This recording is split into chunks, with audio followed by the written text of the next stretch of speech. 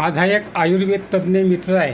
तो बुलढाणा जिल्ह्यामध्ये राहते. 35 वर्षापासून त्याला किडनीचा त्रास आहे आणि त्याने मला आयुर्वेद शिकवलं. अनेक गोष्टी त्याने मला शिकवल्या. अडल्या पडलेल्या मदतसुद्धा केली, पैशाची असो का कोण्या गोष्टीची असो.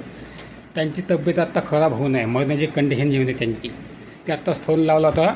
मला वाईट वाटलं. त्यांना म्हटलं माझं अर्ध आयुष्य तुम्हाला देवानं द्यावं म्हटलं. मी देवाकडे प्रार्थनासुद्धा केली आणि खरोखर माझं आयुष्य मला माझं आयुष्य कटलं अर्ध चालते, त्याला भेटलं चालते.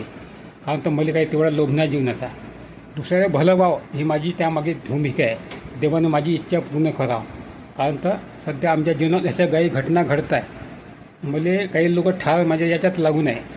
उडवू शकते, चाकूनं मारू शकते, कानही मारू शकते. मला मरणार काही भय नाही पहिल्यापासूनच.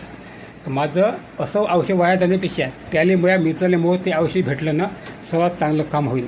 तुम्हीसुद्धा खाली कमेंट करा, माझ्या मित्राचं आयुष्य वाढू द्या असं त्याच्या कमेंटमध्ये तुम्ही लिहा. माझा मित्र वाचला पाहिजे. 35 वर्षापासून बिमार आहे, आयुर्वेद तज्ज्ञ आहे, स्वतः आयुर्वेद तज्ज्ञ आहे, समोर समुद्र आहे, पण त्याला उपभोग घेता येत नाही. आता किडनीच्या विकारामुळे त्यांच्या सांध्यामध्ये अनेक ठिकाणी गडबडी आल्या आणि सांधे दुखते, वात वाढला. वाताची औषधी घेतली का किडनीचा प्रॉब्लेम पुन्हा वाढते. त्याची कंडिशन लई खराब आहे. तुम्ही त्यांच्यासाठी प्रार्थना करा, त्यांचं आयुष्य वाढू द्या. माझं आयुष्य देवानं त्यांना द्यावं ही माझी देवाला प्रार्थना. पण तुम्ही पण कमेंट करा, देवाला प्रार्थना करा, त्याचं आयुष्य वाढू द्या. नमस्कार.